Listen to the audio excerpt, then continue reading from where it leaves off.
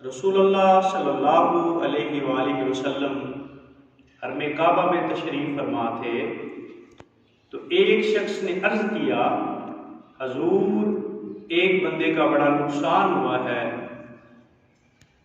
سیلاب آ گیا، پانی کی طغیانی کی وجہ سے اس کا بڑا نقصان ہوا ہے، اس کا جو مال تھا وہ ضائع ہو گیا۔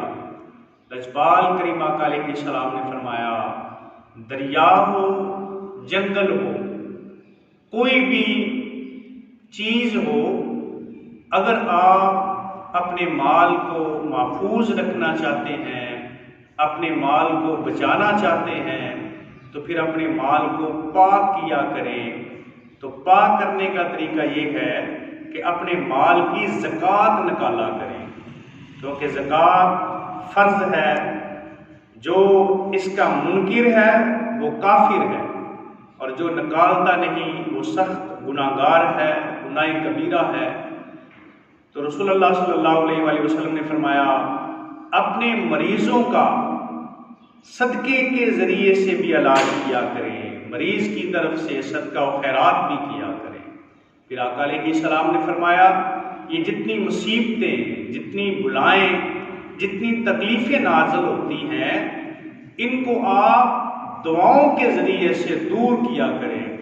دعا کر کے اپنی مصیبتوں کو، اپنی تکلیفوں کو دور کیا کریں، کہ یہ جو مال ہے، اگر آپ اس کا اللہ کی راہ میں صدقہ و خیرات نہیں کرتے، زکوٰۃ نہیں نکالتے، تو کتاب اللہ میں خالق حقیقی نے ایک جگہ پہ ارشاد فرمایا، والذین یکنزون الذھب والفضة ولا ينفقونها فی سبیل اللہ فبشرہم بعذاب علیم۔ جو لوگ سونے اور چاندی کو جمع کرتے ہیں اور اس کو اللہ کی راہ میں خرچ نہیں کرتے، ان کے لیے دردناک عذاب کی خبر انہیں سنا دیں۔ یوم یحمى فی نار جہنم فتقوی بها جباہہم جنوبہم وظہورہم ھذا ما کنزتم لانفسکم فذوقوا ما کنتم تکنزون۔ خالق حقیقی نے فرمایا، ان کا وہی مال دوزخ کی آگ میں تپایا جائے گا، پھر اس کے ساتھ ان کی پیشانیوں کو داغا جائے گا، ان کی کروٹوں کو داغا جائے گا، ان کی پیٹھوں کو داغا جائے گا۔ یہ تھا وہ مال جو جمع کر کر کے رکھتے تھے اللہ کی راہ میں، اسے خرچ نہیں کیا، اس کی زکوٰۃ نہیں نکالی۔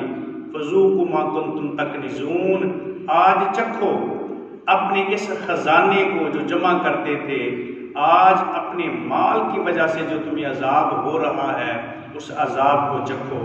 اس لیے زکوٰۃ لازمی ادا کریں، ضرور ادا کریں۔ جب آپ کی مالیت صاحب نصاب ہیں، سونے کا نصاب 7.5 تولے تک پہنچ جائے، یا 52.5 تولے چاندی کے مطابق پہنچ جائے، اور جانوروں کے اوپر بھی ہے، جب 30 جانور چھوٹے بڑے ملا کے ہو جائیں ان کے اوپر زکوٰۃ ہے، 5 اونٹ جب ہو جائیں تو ان کے اوپر زکوٰۃ ہے، کیونکہ یہ مال تو آپ کو اللہ نے دیا ہے، تو لہٰذا اللہ کی راہ میں خرچ کریں۔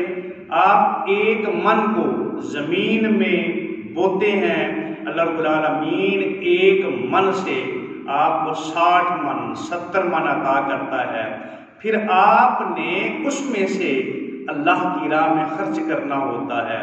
جب اللہ رب العالمین آپ کو عطا کرتا ہے تو اس کے عطا کردہ رزق سے آپ اپنی زکوٰۃ نکالیں، اس طرح آپ کا مال بھی پاک ہو جائے گا، ہر طغیانی، ہر آسمانی بلیات سے، ہر مصیبت سے خود بھی بچ جائیں گے، آپ کا مال بھی بچ جائے گا۔ اللہ رب العالمین ہمیں اپنے مال کی زکوٰۃ ادا کرنے کی توفیق عطا فرمائے۔ وآخر دعواہم ان الحمد للہ رب العالمین۔